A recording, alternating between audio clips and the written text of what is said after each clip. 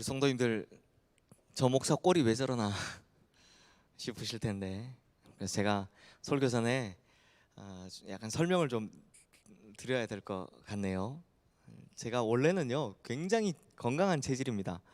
감기도 잘 안 할 정도로 굉장히 건강한 체질인데, 제가 우리 교회 부임한 지 몇 달쯤 지나고 나서 살이 엄청나게 빨리 찌더라고요. 그래서 좀 어지러움증이 있어서 그냥 혈압을 한번 재봤는데 혈압이 한 160 이렇게 나오는 겁니다.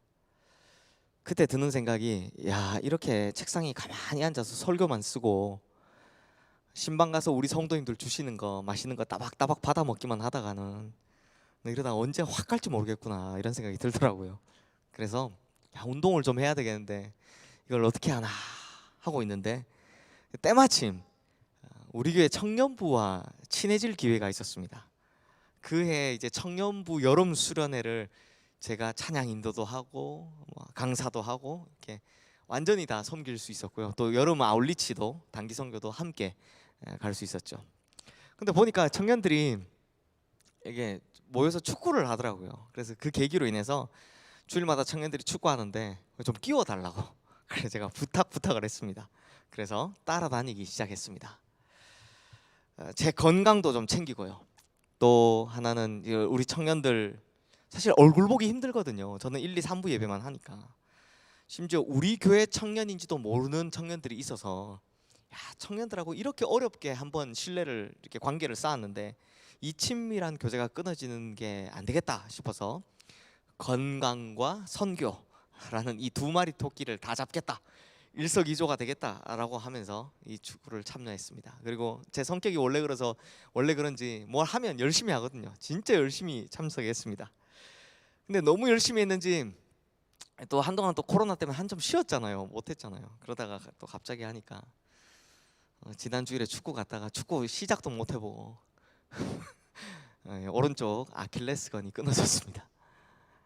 그래서 깁스를 푸는 데까지는 앞으로 한 6주 정도 걸린다고 하고요. 그 이후에도 한 4주에서 6주 보조기 차야 된다고 하고, 그리고 재활의 지루한 시간이 좀 지나야 되는데 아마 가을쯤 되면 제가 정상적인 모습으로 우리 성도님들 앞에 서지 않을까 싶습니다. 그래서 당분간 참 죄송하지만 부득불 이렇게 앉아서 설교할 수밖에 없게 된 거에 대해 너무 죄송스럽게 생각하고, 또 면목 없습니다. 제가 포장은 이렇게 했지만 축구하다 다친 거니 얼마나 면목이 없겠습니까? 그래서 최대한 빨리 잘 치료해서요, 하여튼 할 수 있는 한 최대한 빨리 해서 정상적인 모습으로 우리 성도님들 보시기에 불편하지 않도록 그렇게 노력하도록 하겠습니다. 제가 한번 하면 열심히 하니까 이것도 재활도 열심히 해보겠습니다. 그런데 병상에 누워 있는데도요, 막 여러 성도님들께 이제 연락이 오는 거예요. 제가 아픈지 모르니까, 목사님 지금 누가 시험에 든 것 같으니까 목사님께서 꼭 좀 연락해서 위로 좀 해주시라, 이런 연락도 오고요. 누가 아픈 것 같으니까 목사님 기도해달라, 이제 수술 들어갑니다, 목사님 기도해 주세요, 뭐 이런 연락도 오고요. 또 가족 중에 누가 곧 장례를 치러야 할 것 같은데 목사님 면담 좀 만나서 면담 좀 하고 싶습니다, 이런 연락도 오고요. 저는 다리를 이렇게 해서 누워 있는데 계속 핸드폰은 이제 울리는 거죠. 그때 참 목사는 혼자 몸이 아니구나, 그러니까 목사는 진짜 아프면 안 되겠구나, 뭐 아픈 게 죄구나, 이런 생각을 하게 되었습니다. 그래서 이게 마음대로 다 되는 건 아니겠지만 이제 앞으로는 건강은 건강대로 좀 잘 챙기면서 또 안 다칠 수 있도록 좀 많이 노력을 하도록 하겠습니다. 사실은 지금 염증 수치가 높다 그래서 병원에서는 퇴원하지 말고 수술 부위 다 아물 때까지 한 주 더 입원해라 라고 말씀을 하셨는데요, 제가 퇴원시켜 달라 했더니 뭐 검사 결과는 이야기 안 하시고 퇴원시키는 거 보니까 뭐 괜찮은 것 같아요. 근데 제가 왜 퇴원시켜 달라 그랬냐면, 병상에 앉아서 다음 주 설교 뭐지? 하고 생각해 보니까 오늘 설교 주제가 성령의 9가지 열매 중에 7번째 열매인 충성이더라고요. 충성. 아니, 충성 설교하는데 목사가 아프다고 빠지면 안 되잖아요. 그래서 주님께 충성, 우리 교회에 충성, 우리 성도님들께 충성하기 위해서 이렇게 나왔습니다. 뭐 그렇게 크게 걱정하실 정도는 아니고요. 서두에 이야기가 좀 길었는데 여튼 꼭 기억해 주셨으면 하는 건 한 가지입니다. 이 한 가지만 기억해 주십시오. 비록 이런 제 모습 보기에 불편하시겠지만 제 모습은 가리시고 오직 주님만 바라보시기를 부탁드리겠습니다. 오늘 설교는 아무래도 병실에서 쓰다 보니까 평소보다는 좀 정제되지 못하고 좀 날 것 같은 느낌이 드실 텐데요. 그래서 설교 앞부분에는 충성이라는 단어에 대한 세 가지 의미에 대해서 살펴보고요. 그 뒤에는 이제 오늘 본문의 내용이죠. 유명한 우리 달란트 비유. 이 비유를 통해서 어떻게 충성할 수 있는지, 어떤 마음으로 있어야 충성이 가능한지, 이 충성의 본질에 대해서 또 세 가지로 말씀드리도록 하겠습니다. 성도님들, 충성이라는 단어는 헬라어로 피스티스인데요. 먼저 이 피스티스, 충성이라는 단어에 대해서 이 깊은 의미를 아주 간단하게 제가 세 가지로만 설명해 드리겠습니다. 첫째로 피스티스는 마음으로 승복하는 중심의 태도를 말합니다. 뭐로 승복한다고요? 마음으로 승복하는. 왜냐하면 이 피스티스라는 단어의 어근이 페이도인데, 이 단어는 영어도 그렇죠. 설득당하다 이런 뜻을 가지고 있습니다. 그러니까 충성이란 하나님께 설득된 상태, 즉 하나님께 설득되어서 마음으로 승복하는 것을 말하는 겁니다. 근데 제가 이 세 가지 뜻이 있는데 이걸 왜 제일 처음에 가져왔냐면, 이게 왜 우리한테 특별히 중요한가 하면요, 우리나라 사람들은요 너무 열정이 많고 너무 에너지가 많아서 그런지 모르겠지만 충성이라고 하면 대부분 행위적인 개념을 생각하는 경향이 많습니다. 특히 어디서요? 교회에서요. 그래서 교회에서 보면 헌신하고 자기 시간 내고 막 땀 흘려 일하고 열심히 봉사하고 이런 것들을 충성이라고 생각하는 경향들이 많죠. 하지만 성령의 열매는, 성령의 열매로서의 충성은 행위적인 개념보다는 어디예요? 이 내적인 마음의 상태, 즉 중심을 뜻하는 것입니다. 즉 하나님을 향해서 완전히 마음이 승복된 상태가, 순종하겠다고 완전히 엎드려진 상태가 곧 충성이라는 것입니다. 헌신하고 막 시간 내고 땀 흘려 일하고 열심히 봉사하는 것 나쁜 것 아닙니다. 그런데 이게 마음으로서의 충성이 되지 않으면 꼭 일하면서 뭐가 나옵니까? 불평이 나오죠. 힘들다, 어렵다, 괴롭다, 이게 나오는 겁니다. 왜요? 마음이 승복된 상태가 아니기 때문입니다. 두 번째로 피스티스라는 단어에는 지속적으로라는 뜻이 있습니다. 지속적으로. 그러니까 성경이 말하는 충성은요, 반짝하는 충성, 막 반짝 열심히 하는 이런 충성이 아닙니다. 오늘 본문의 스토리, 그러니까 이 달란트 비유의 스토리가 이렇게 되죠. 주인이 먼 길을 떠나면서 자기 종들을 불러서 각각의 달란트를 맡깁니다. 그래서 한 사람한테는 금 1달란트, 또 다른 사람한테는 금 2달란트, 또 마지막 사람에게는 금 5달란트 이렇게 맡기죠. 그리고 다른 나라로 떠납니다. 그리고 오늘 본문 19절 말씀에 보면 이제 주인이 돌아와서 결산을 하는데요, 여기에 아주 중요한 포인트가 하나 나옵니다. 주인이 돌아와서 결산하는 시간, 이 시간을 언제라고 합니까? 오랜 후에 라고 합니다. 오랜 후에. 성도님들, 이게 바로 하나님의 법칙입니다. 그렇기 때문에 하나님 앞에서는 순간적으로 반짝하는 이런 임기응변식의 충성은 통하지가 않는 법이죠. 그러므로 하나님께서는 어떤 사람을 사랑하시는가? 하나님께서는요, 지속적으로 꾸준하게 변치 않으면서 한결같이 오랫동안 충성하는 사람을 사랑하시고 그 사람을 크게 사용하시는 법입니다. 그리고 세 번째로 이 피스티스라는 말에는 신실함이라는 뜻이 담겨져 있습니다. 우리가 보는 이 개역 개정 성경에서는 성경의 열매 7번째 열매를 충성이라고 번역을 했는데요, 공동 번역 성경에서는 진실, 새 번역 성경에서는 신실 이렇게 번역이 되어 있습니다. 근데 이게 뭐 특별히 다른 게 아니고요, 영어 생각하시면 잘 아실 텐데요, 영어로 믿음이나 신실함을 faith라고 하죠. 근데 이걸 명사형으로 바꿔서 만들면 faithfulness라고 합니다. 근데 faithfulness를 우리 사전에서 찾으면 충성이라고 이렇게 뜻이 나옵니다. 그러니까 진실, 신실, 뭐 충성, 믿음 다 비슷한 의미다, 마찬가지 의미다, 이렇게 생각하시면 됩니다. 그런데 진짜 중요한 것은 따로 있습니다. 이 피스티스가요, 누구의 신실함이냐라는 겁니다. 이 피스티스는 우리의 신실함이 아닙니다. 이건요, 하나님의 신실하심을 가리킬 때 사용하는 단어입니다. 그러니까 이게 무슨 뜻인가 하면, 우리가 진정으로 하나님께 충성하기 위해서는 우리가 먼저 하나님의 신실하심을 은혜로 경험해야 한다라는 겁니다. 이게 먼저라는 겁니다. 성경에 보면 아브라함도 그렇고요, 모세도 그렇고요, 베드로도 그렇고 바울도 그렇죠. 다 마찬가지였습니다. 이 사람들은 처음부터 하나님을 잘 믿고 잘 따른 거 아니었습니다. 그렇지만 하나님의 신실하심을 크게 경험하고 난 이후로부터 완전히 뒤바뀐 인생을 살죠. 충성되고 신실한 종의 모습을 보이기 시작하더라는 겁니다.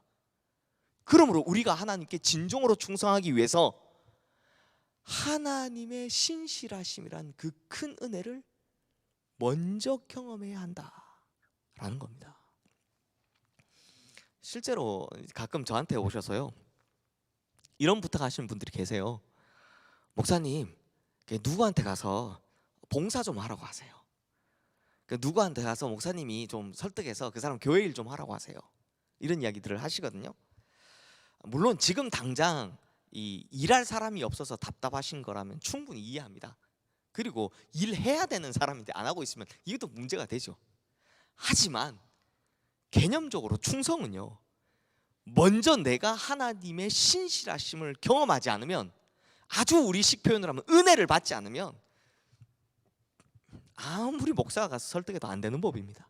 그러니까 안 돼요. 설령 막 목사가 끌고 와서 뭐 앉아놔서 지금 당장 그거 한다고 해도요, 오래 가지를 못하거나 아니면 하면서 마음속에 계속 불평불만이 쌓이게 되죠.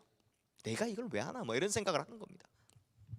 그래서 제가 우리 교회 와서 설교하는 동안 뭐 봉사 좀 해라, 교회 일 좀 해라, 이렇게 강요하지 않는 거, 대신에 바이블 아카데미나 매일 묵상이나 우리 뭐 가정 예배나 또 우리 요즘 하는 구역 예배나 자꾸 이런 양육 컨텐츠를 하는 이유는 바로 이것 때문입니다. 진정한 충성은 하나님의 신실하심을 본인 스스로가 먼저 은혜로 체험해야만 나오기 때문입니다. 자, 지금까지 충성이란 단어의 의미를 세 가지로 한번 간단히 살펴봤는데요. 그렇다면 이제 하나님께 충성된 자로 인정받기 위한 가장 중요한 조건은 또 뭘까요?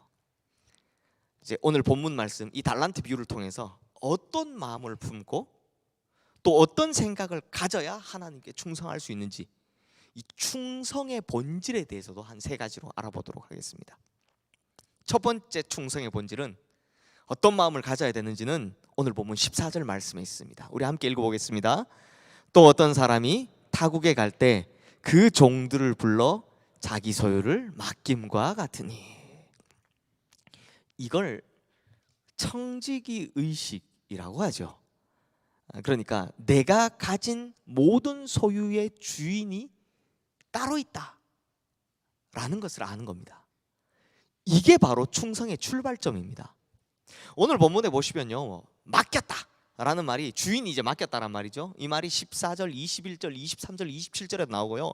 또 주인한테서 내가 받았다라는 말이 16절, 뭐 18절, 20절, 22절, 23절, 29절에도 나옵니다. 게다가 뭐 주인한테 당신의 달란트입니다는 말은 25절에 나오고, 또 주인이 이게 내 돈이다라고 하는 건 27절 말씀에 나옵니다. 그러니까 오늘 본문이요, 이런 내용들을 계속해서 반복해서 주장하는 이유가 뭘까요? 이 오늘 본문이 계속해서 이 내용을 주장하는 이유, 그건 바로 우리의 모든 소유는 다 하나님의 것이다라는 걸 강조하기 위해서입니다. 하나님께서 주인이시고 우리는 다 청지기일 뿐이다, 얻어쓰는 청지기일 뿐이다라는 것입니다. 즉 내 모든 소유는 하나님께서 맡겨주신 것, 이것일 뿐, 빌려주신 것도 아니고요, 선물로 주신 것도 아니고요, 보너스로 주신 것도 아니고요, 상금으로 주신 것도 아니다라는 겁니다. 그런데 대부분의 사람들이 이렇게 생각을 하지 않아요. 예를 들어 대부분의 사람들이요, 생명을 자기 것이라고 생각합니다.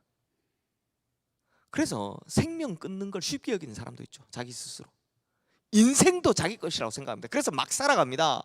그 외에도 뭐 건강, 재능, 뭐 재물, 지위, 명예 등등등 이런 것들을 특히 많이 소유하면 많이 소유한 사람일수록 알게 모르게 그것들이 자기에게 속한 것이라고, 자기 소유라고 생각하는 경향들이 높더라는 겁니다.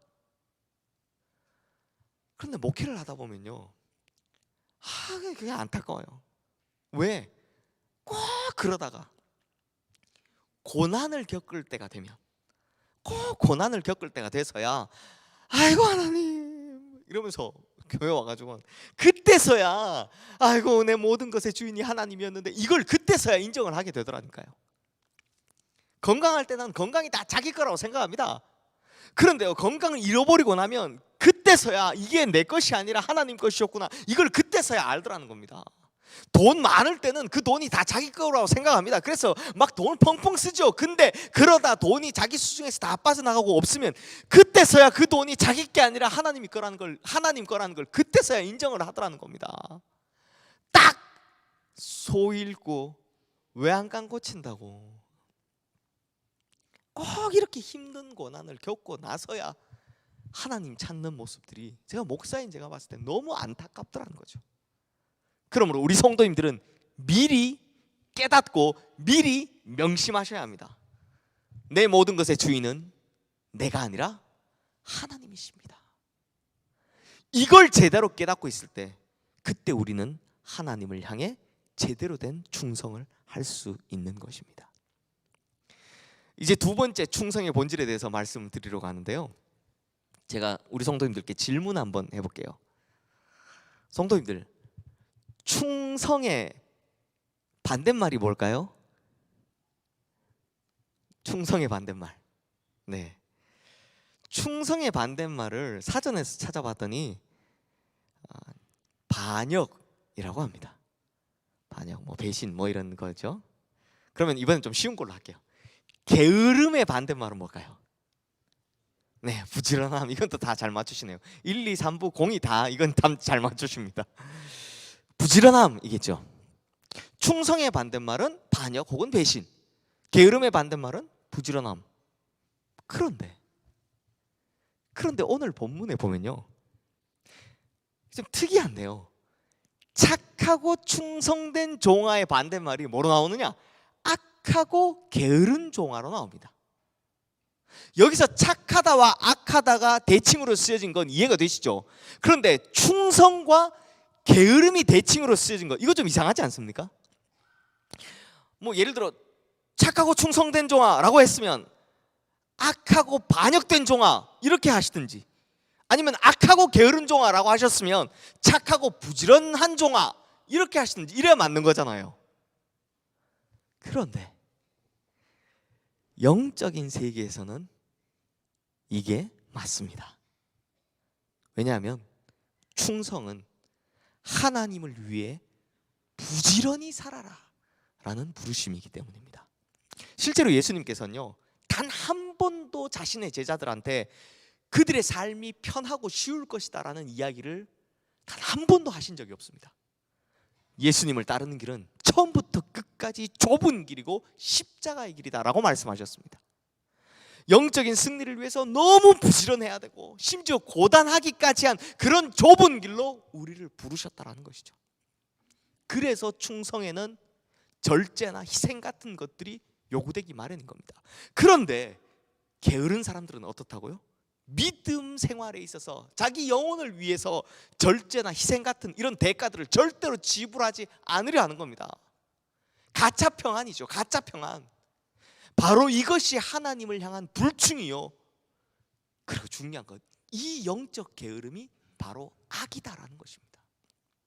그래서 게으름이라는 것이 우리가 철저히 대적해야 할 치명적인 악이다라는 이 사실을 알지 못하면 우리는 가짜 평안에 빠져서 계속 게을러질 수밖에 없다는 겁니다. 특히요, 요즘이 코로나19 시대지 않습니까? 이런 지금의 시대는요, 자기 영성의 개발이 철저하게 자기 개인의 노력에 따라서 차이가 나게, 확실하게 차이가 나게 되었습니다. 이 시대가 그렇습니다. 교회에서는 계속 컨텐츠를 제공해 드립니다. 바이블 아카데미도 하죠. 또 우리 예배도 온라인으로 나가죠. 또 가정 예배 나가죠. 또 교육부 교육 자료 나가죠. 또 우리 구역 예배 이제 나가죠. 계속 나갑니다. 매일 묵상 나가죠. 사순절 묵상 나가죠.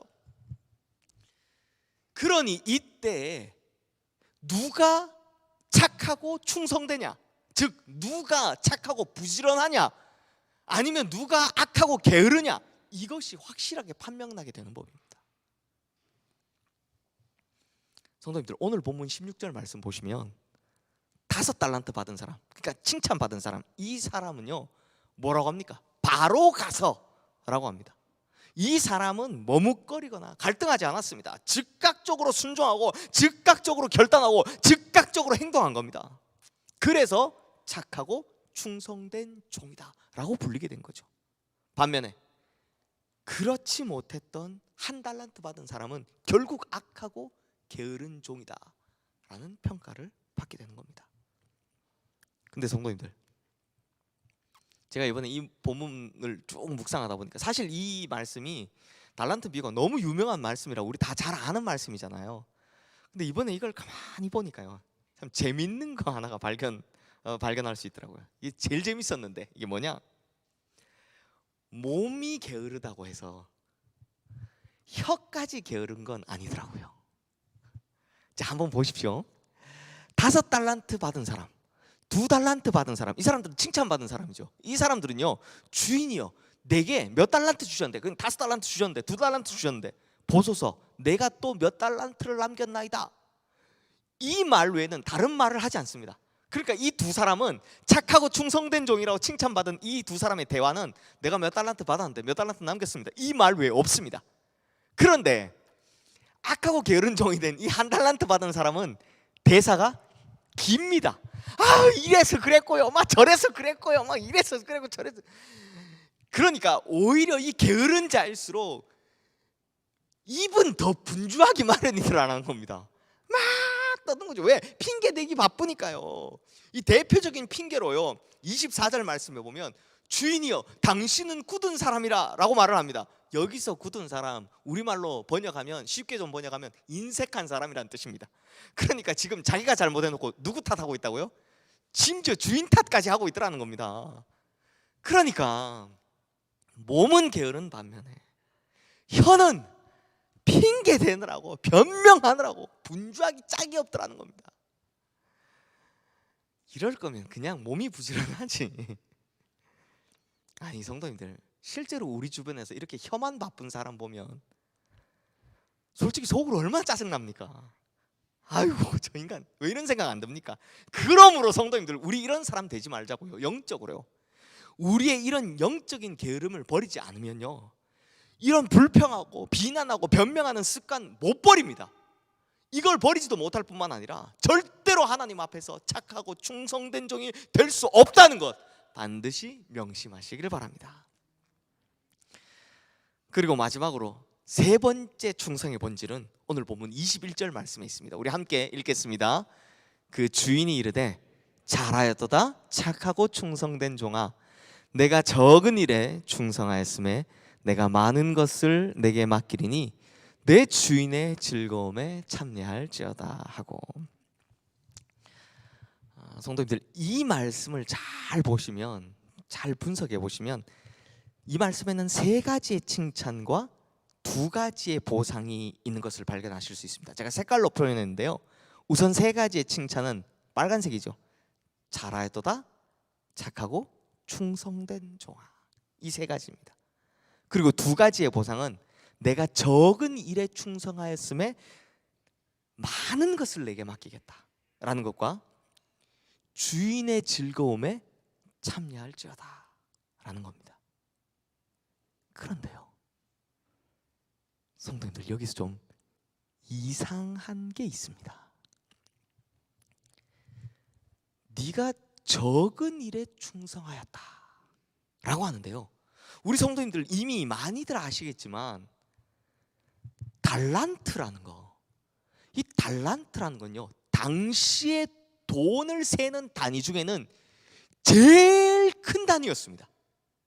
실제로 그 당시에 금 한 달란트면요, 한 사람이 20년 동안을 풍족히 먹고 살 수 있었다고 합니다. 20년을요, 한 달란트만 있으면. 그렇다면 5달란트 받은 사람이라면 100년을 풍족히 먹고 살 만한 돈을 받은 거고, 2달란트 받은 사람이라면 40년을 풍족히 먹고 살 돈을 받은 건데, 이게 적습니까? 이게 적다고 하면 우리 성도님들 큰일 났습니다. 이게 적은 게 아니죠. 너무 욕심이 과하신 거고요. 이렇게 많은 건데 왜 주인은 이것을 적은 것이라고 표현했을까요? 적은 것에 충성하였으니 라고 했을까요? 이게 너무 이상하지 않습니까? 그런데요, 이 이유가 생각보단 간단합니다. 제가 이번에 병실에 가서 일주일 동안 누웠는데, 누워 있으니까 이 코로나 때문에 가족도 면회를 못 왔거든요. 계속 일주일 그냥 혼자 있었습니다. 혼자 있는데 목사가 혼자 있으면 뭐 할까요? 설교 준비해야죠. 설교 준비. 그래서 이게 뭐 자료는 없고 뭐 답답하니까 이렇게 설교를 막 써머리해서 막 쓰기 시작했습니다. 노트북 갖다 놓고 막 쓰기 시작하는데, 그러다 보니까 충성, 온유, 절제 남은 3개 다 썼더라고요. 일주일 동안 다 썼는데요, 제가 이 병실에 탁 앉아서 그냥 너무나도 잘 알았던 이 말씀을 쭉 뭘 설교할까 묵상하고 있는데, 제 개인적으로는 이 3번째 마지막 이야기가 제일 큰 은혜가 되었습니다. 대체 왜 한 사람이 수십 년을 혹은 수백 년을 풍족히 먹고 살 만한 것조차 하나님께서는 그걸 적은 것이라고 했을까? 그 이유, 먼저는요, 하나님의 크고 위대하심에 비하면 이 정도의 것은 작고 작은 것에 속하기 때문입니다. 성도님들, 인간이 아무리 많은 것을 가졌다 하더라도 하나님께서 가지신 것에 비하면 그거야말로 세 발의 피죠. 생각해 보십시오. 모든 우주 만물의 주관자이신 하나님의 소유와 이 작은 지구 위에 사는 한 사람의 소유가, 그게 아무리 많다고 한들 그게 어찌 비교가 되겠습니까? 그만큼 인간은 우리 하나님의 크심에 비할 바가 못 되는 것입니다. 그러므로 우리는 하나님만 잘 붙들고 있으면 풍족하고 충만한 것, 큰 것, 이런 것들은 걱정 안 하고 살아도 된다라는 것입니다. 그리고 또 한 가지, 저는 이게 더 은혜가 되더라고요. 오늘 본문에 보시면 네가 적은 것에 충성하였으니 많은 것을 누리라라고 이야기하시죠. 그러니까 종들이 열심히 일해서 벌어온 달란트보다 주인이 주는 상급이 더 크더라라는 것입니다. 누가복음 19장, 우리 여기 보면 더 많은 것 이렇게만 나오지만 누가복음 19장에 보면 10골 다스릴 권세, 5골 다스릴 권세 이렇게 주신다고 하지 않습니까? 그러니까 종이 충성한 것보다 주인이 주시는 상급이 더 크더라라는 것입니다. 이게 무슨 말이냐? 앞으로 우리가 받게 될 상급이 인간이 수십 년 동안, 수백 년 동안 풍족히 먹고 살만하다는 그 정도의 것보다 훨씬 더 크다라는 것입니다. 하긴 생각해 보십시오. 하나님께서 주시는 상급은 수십 년이 아니라 영원한 것이고 영원히 풍족한 것이니 이게 어떻게 비교가 되겠습니까? 그러므로 성도님들, 우리가 하나님 앞에서 충성한 것, 그것보다 하나님께서 우리에게 주실 상급이 훨씬 더 크다는 것, 이거 꼭 믿으시길 바랍니다. 그러니까 정리하자면요, 지금 우리 눈에 보기에는 막 저 세상의 가치로 그 참 부러울 정도로 어마어마한 가치일지 모르겠지만 하나님께서 가지신 것에 비하면, 그리고 또 충성하는 자에게 앞으로 주실 상급에 비하면 그건 비교가 안 될 정도로 적은 것이다라는 것입니다. 성도님들, 한때 전 세계를 호령했고 인류 역사상 가장 넓은 영토를 지배했던 징기스칸이라는 사람을 아시죠? 이 징기스칸에게는요, 이 사람이 어릴 때부터 황제가 될 걸 믿고 처음부터 끝까지 자기 목숨을 걸고 생사고락을 같이 했던 충성된 사람들이 있었다고 합니다. 그래서 징기스칸이 이 사람들에게 타르탄이라는 칭호를 붙여주는데요, 징기스칸이 진짜 황제가 되자마자 충성을 다한 타르탄들에게 이런 특권을 주었다라고 합니다. 이 기록이 있더라고요. 첫째, 언제든지 누구의 허락을 받지 않아도 왕의 집에 들어올 수 있다. 둘째, 전쟁이 끝나고 나면 노획물 중에서 가장 좋은 것을 먼저 골라 가질 수 있다. 셋째, 세금을 내지 않아도 된다. 넷째, 사형죄를 지어도 9번까지 용서받을 수 있다. 다섯째, 나라 안에서 갖고 싶은 땅을 얼마든지 가질 수 있다. 여섯째, 이러한 권리는 그의 자손 4대까지 이어진다. 정말 어마어마한 특권이죠. 그런데 성도님들, 제가 이걸 보면서 뭐가 떠올랐느냐? 요한계시록 2장 10절 말씀, 내가 죽도록 충성하라, 그리하면 내가 생명의 관을 내게 주리라. 이 약속이 떠올랐습니다. 성도님들, 이 땅의 황제도 자기에게 충성한 자들을 위해서 이렇게 큰 상급을 베풀거늘 천지 만물의 통치자이시며 온 우주의 주인이신 하나님께서 자신에게 충성한 이들에게 과연 어떤 것으로, 어느 정도의 것으로 갚아주실까요? 그러므로 성도님들, 우리도 하나님의 타르탄이 되어야 합니다. 하나님께 착하고 충성된 종이 되어야 하는 겁니다. 그러면 우리가 이 땅에서 수천 수백 년을 풍족히 누리며 살만한 것들도 다 적은 것으로 세 발의 피만큼 여겨질 정도로 그렇게 크고 영원한 상급을 우리에게 주실 줄로 믿습니다. 그러므로 우리 성도님들, 이 땅에 살아갈 동안에 보이지 않는 하나님께 착하고 충성된 종이 되어서 이후 하나님 나라에서는 우리 앞에 나타나신 하나님께서 친히 예비하여 주신 그 크고 놀라운 엄청난 영원한 상급을 받아 누리시는 우리 모든 성도님들 되시기를 주님의 이름으로 축원합니다. 기도하겠습니다. 하나님 아버지, 이 시대는 우리에게 가짜 평안을 강요하고, 그래서 하나님으로부터 게으르게 하고, 그래서 결국 우리의 영혼을 악의 구렁텅이에 빠지게 만듦을 보게 됩니다. 그래서 우리가 이런 생각들에 속아서 한 달란트 받은 자처럼 혀만 바쁘고 악하고 게으른 종이 되지 않게 하여 주시옵소서. 오히려 5달란트 받은 자처럼 착하고 충성된 종이 되어 주님께서 예배하신 그 크고 놀라운 그 거대한 영원한 상급을 받게 되는 자들이 다 되게 하여 주시옵소서. 특별히 코로나19와 같이 우리의 영혼을, 우리의 영성을 게으르게 만드는 이 시대에 마음으로부터 하나님께 승복하고 주저하지 않고 신실한 이들이 되어 반드시 하나님으로부터 착하고 충성된 종이라는 칭호를 받는 축복의 존재들 다 되게 하여 주시옵소서. 충성된 이들을 위해 생명의 면류관을 준비하고 계신 우리 주 예수 그리스도 이름으로 기도드리옵나이다. 아멘.